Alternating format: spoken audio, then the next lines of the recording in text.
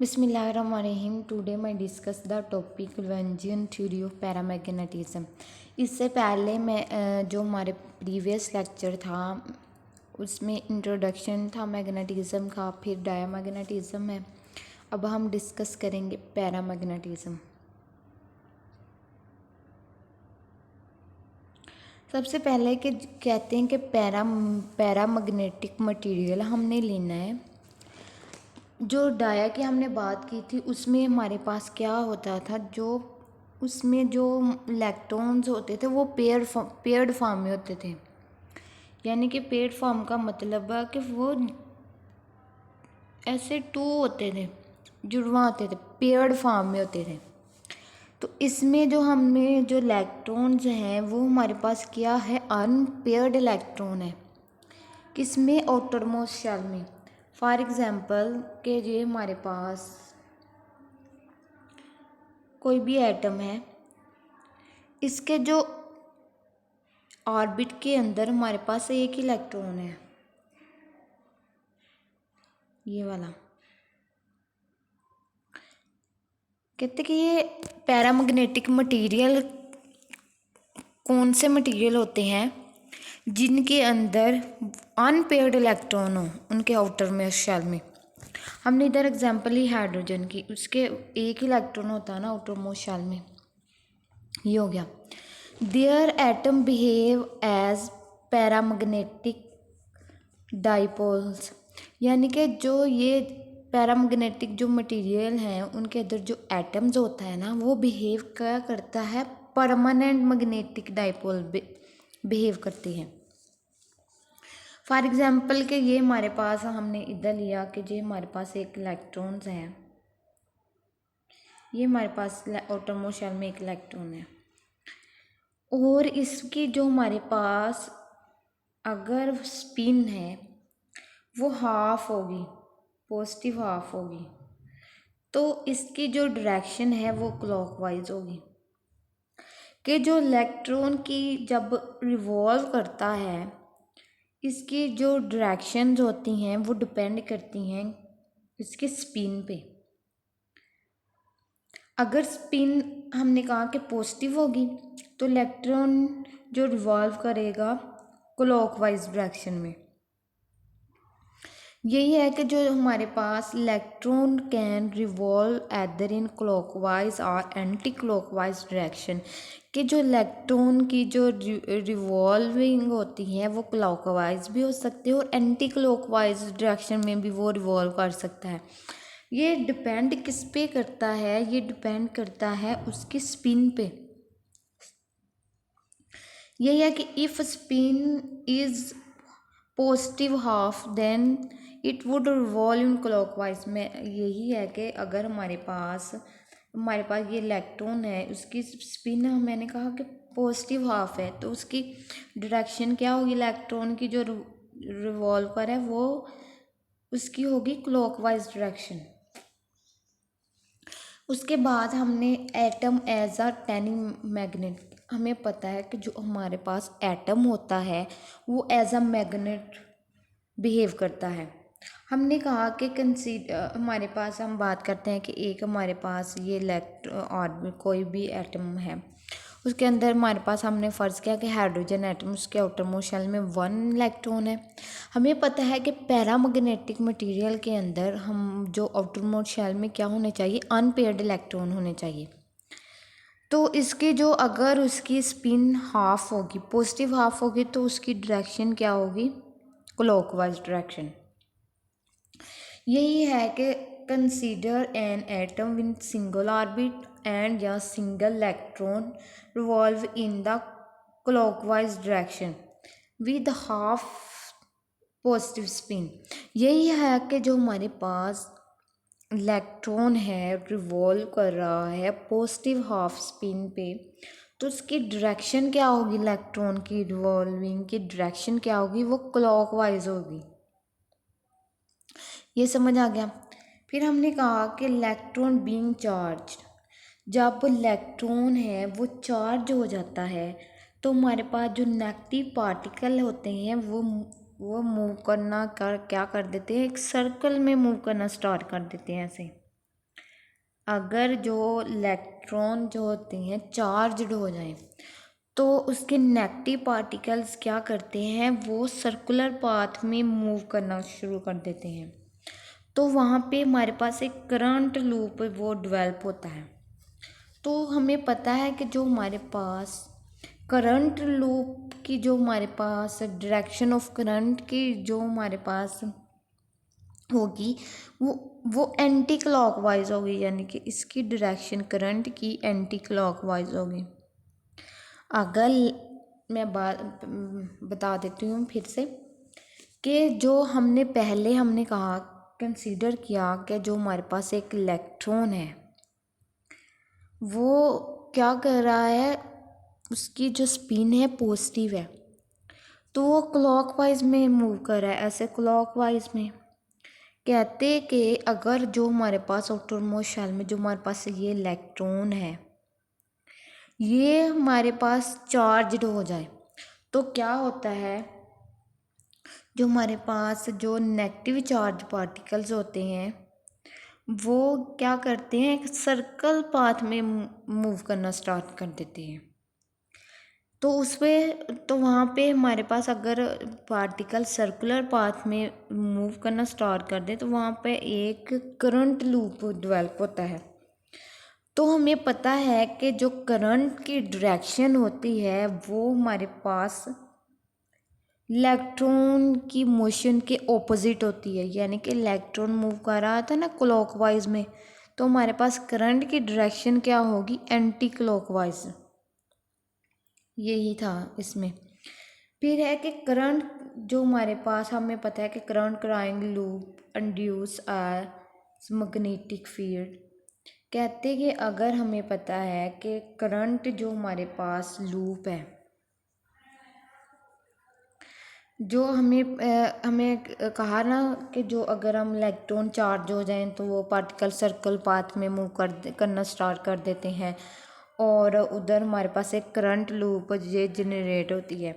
उसमें कहा कि जो लूप में ये करंट लूप अगर हमें भी पता है कोई भी एटम अगर हम उसे करंट दें तो उसमें जो मैग्नेटिक फील्ड प्रोड्यूस होती है, इसमें भी जो हमारे पास करंट लूप है वो इंड्यूस क्या करता है, मैग्नेटिक फील्ड जनरेट करता है जिसकी डायरेक्शन है वो क्या है, आउट ऑफ पेज।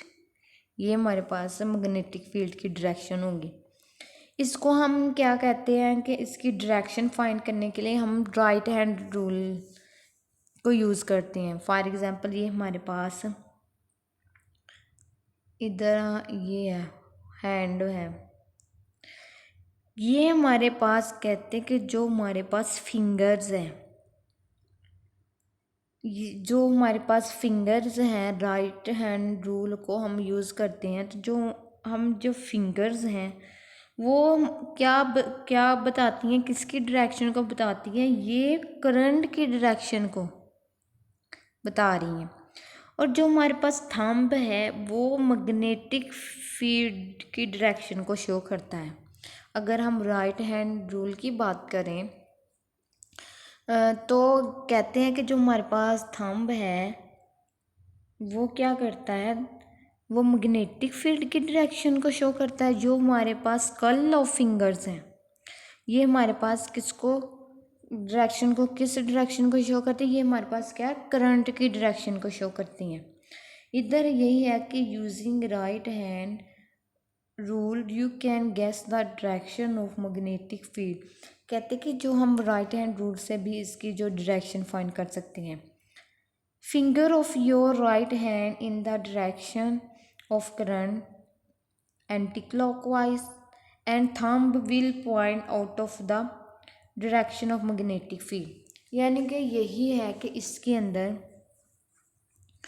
उसने यही कहा हुआ है कि जो हमारे पास मैग्नेटिक फील्ड है वो अगर हम राइट हैंड रूल की बात करें तो जो हमारे पास हमने कहा ना थंब है वो मैग्नेटिक फील्ड की डायरेक्शन को शो करता है और जो हमारे पास फिंगर्स हैं वो करंट को शो करती हैं। जो हमारे पास करंट वो रिवॉल्व कर रहा है एंटी क्लॉकवाइज डायरेक्शन में, यही इसमें बताया हुआ है। फिर हमने atom as a tiny magnet. अब हमने ना हमने पैरामैग्नेटिक जो मटेरियल लिया है, हमने कहा कि उसमें पहले हमने मैग्नेटिक फील्ड अप्लाई नहीं करनी। अगर हम मैग्नेटिक फील्ड अप्लाई नहीं करेंगे तो हम देखते हैं कि इसमें क्या फिनोमेना वो जनरेट होगा। Atom will behave as a tiny magnet. हमें पता है कि एटम बिहेव करता है एज अ मैग्नेट के तौर पे। तो with the dipole movement of atom and direction of dipole movement will be form south to north pole. For example के जो हमारे पास नॉर्थ पोल है, ये हमारे पास क्या है, साउथ पोल।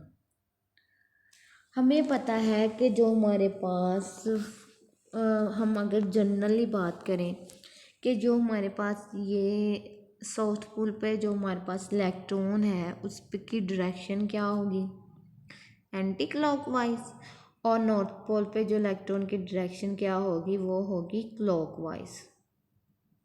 अगर हम जनरली बात करें तो जो हमारे पास जो डायरेक्शन ऑफ मैग्नेटिक मूवमेंट क्या होगा, एसोसिएट होगा जनरली, वो नॉर्थ से क्या होगा, साउथ पोल की तरफ। जनरली बात की है। अगर हम पैरामैग्नेटिक मटेरियल की तरफ हम इसको एज अ यानी कि लें, हमने मैग्नेट की डायपोल मूवमेंट फाइंड करनी हो पैरामैग्नेटिक मटेरियल के अंदर, कहते कि फिर जो हमारे पास जो डायरेक्शन होगी वो हमारे पास क्या होगी, साउथ से नॉर्थ पोल। यही है कि atom will behave as a tiny magnet. हमें पता है कि एटम बिहेव करता है कि मैग्नेट के तौर पर। With the dipole movement of atom and direction of dipole movement will be from to south to north pole, means कि out of page upward direction of the जो हमारे पास मटेरियल है। यही है कि जो हमारे पास ये अपवर्ड डायरेक्शन है ऑफ द मटेरियल। तो इधर जो हमारे पास अगर डाइपोल मूवमेंट की बात करें एटम के अंदर, जहाँ उसकी डायरेक्शन की बात करें डाइपोल की मूवमेंट की, वो हमारे पास क्या होगी, साउथ से नॉर्थ पोल। यानी कि इधर जो हमारे पास ये वाले मटेरियल के अंदर उसकी डायरेक्शन क्या होगी डाइपोल मूवमेंट की, वो होगी upward out of page. In this way, all individual atom कहते कि all individual atom with the paramagnetic material will have as a tiny magnetic orientated in different directions।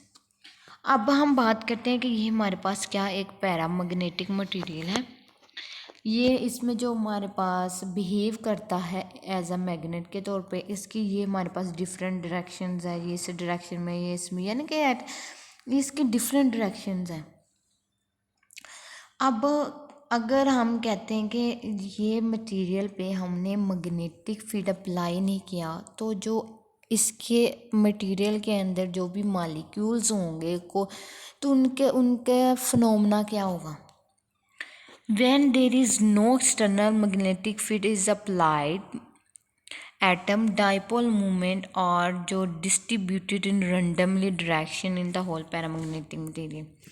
कहते कि इस पे अगर मैग्नेटिक फील्ड अप्लाई नहीं किया तो इसकी डायरेक्शन रैंडमली होगी, कोई इस तरफ जा रहा है, कोई इस तरफ जा रहा है, कोई इस तरफ जा रहा है, इस पर कोई असर नहीं होगा अगर हम जो मैग्नेटिक फील्ड अप्लाई नहीं करें तो इधर जो हमारे पास अगर नेट मैग्नेटिज्म भी ज़ीरो होगा, क्योंकि जो हमारे पास मैग्नेटिक फील्ड है हमने कहा कि वो ज़ीरो है, हमने दी नहीं है।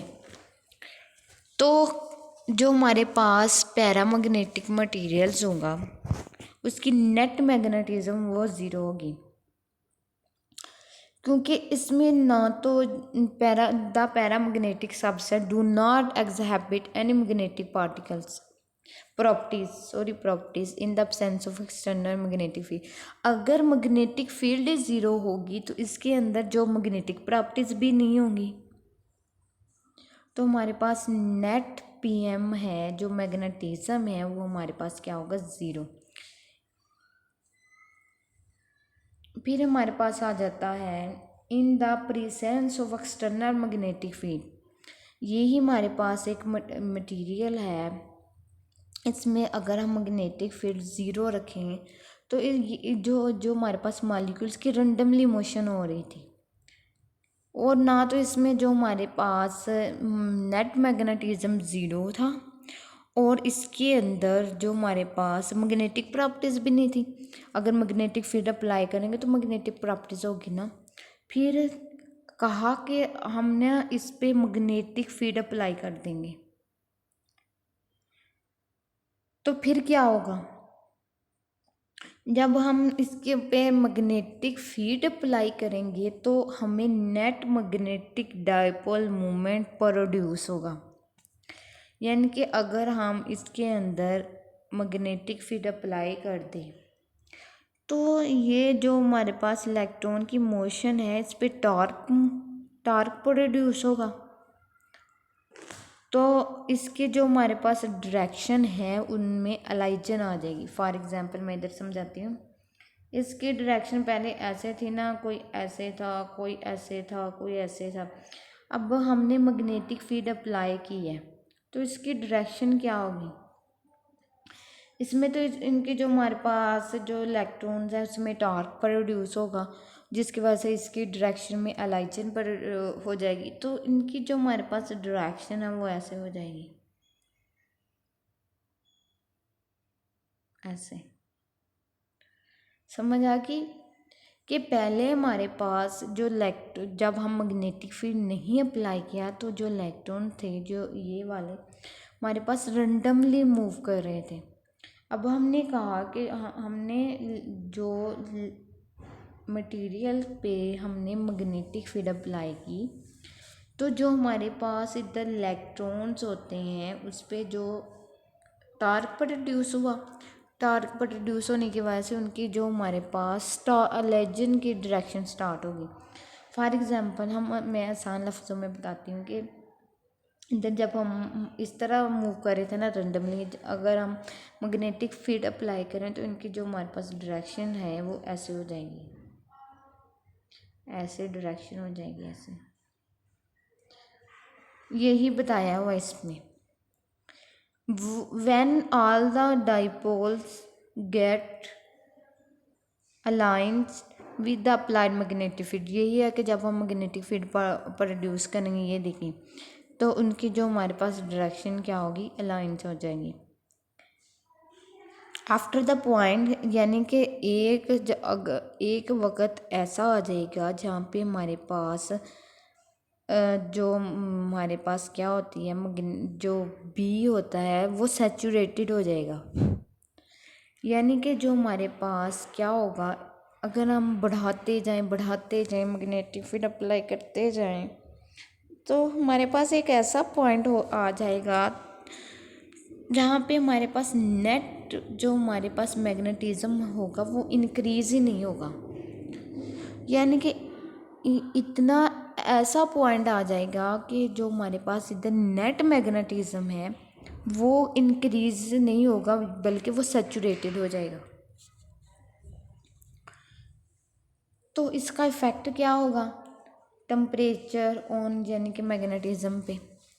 अगर हम टेम्परेचर इंक्रीज करें तो जो हमारे पास क्या होगा, alignment of the atomic dipole will be distributed.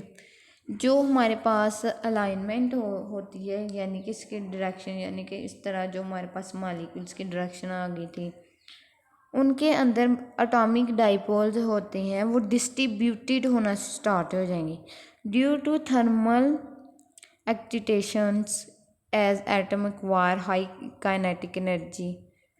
यानी कि फॉर एग्जांपल ये हमारे पास कोई भी मटेरियल है, अगर हम इसे इतनी कहते कि इसका टेम्परेचर है वो इंक्रीज करते जाएं तो उसके अंदर जो मॉलिक्यूल्स के अंदर काइनेटिक एनर्जी भी इंक्रीज होगी, और जो हमारे पास इसे एज हम पैरामैग्नेटिक लें तो कहते कि फिर ये हमारे पास इसमें अगर हाई काइनेटिक एनर्जी होगी तो इसके अंदर जो मैग्नेटिज्म होती है, मैग्नेटाइजेशन होती है, वो डिक्रीज़ होना स्टार्ट हो जाएंगी। यानी कि अगर हम बात करते हैं कि टेम्परेचर है वो इंक्रीज़ कर दे, अगर हम टेम्परेचर है वो हमारे पास क्या कर दे, इंक्रीज़ कर दे, तो हमारे पास क्या होगा, उसकी डी जो हमारे पास लाइजेंस होगी वो हमारे पास क्या होगी, जो मटेरियल के अंदर जो एटॉमिक डाइपोल्स के अंदर जो हमारे पास अलाइनमेंट होगी वो डिस्ट्रीब्यूटेड हो जाएंगी। क्यों होगी? ड्यू टू हमारे पास हाई काइनेटिक एनर्जी, यानी कि अगर हम उसका टेम्परेचर इंक्रीज करे जाएँ तो जो एटम के अंदर मॉलिक्यूल्स हैं वो भी उसकी जो काइनेटिक एनर्जी भी इंक्रीज हो जाएगी। फिर जो हमारे पास पैरामैग्नेटिक मटेरियल के अंदर जो मैग्नेटिज्म है वो हमारे पास क्या होगी, डिक्रीज हो जाएगी। ये हमारे पास था इफेक्ट। फिर the alignment of atomic dipoles predominant over thermal agitation at low temperature and strong. अगर यानी कि हमारे पास अगर पहला ये था कि हमने टेम्परेचर क्या किया, इंक्रीज कर दिया, तो हमारे पास मैग्नेटिज्म क्या होगी, वो डिक्रीज होगी। फिर हमने कहा कि हमने जो हमारे पास इधर है कि टेम्परेचर, लोअर टेम्परेचर, अगर हम टेम्परेचर लो कर दें तो हमारे पास मैग्नेटिक फील्ड है वो हमारे पास क्या होगी, स्ट्रोंगर हो जाएगी। इसका हमने कहा था कि जो मैग्नेटाइजेशन का इफ़ेक्ट क्या होता है टेम्परेचर पे। हमने देखा कि अगर हम टेम्परेचर इंक्रीज़ कर दें तो क्या होगा, हमारे पास नेट मैग्नेटाइजेशन है वो डिक्रीज़ हो जाएगी। कहते हैं कि अगर हम टेम्परेचर लो कर दें तो जो हमारे पास अलाइनमेंट होती है एटॉमिक डाइपोल्स की, वो उसके अंदर जो हमारे पास मैग्नेटिक फील्ड है वो स्ट्रोंगर हो जाएंगी।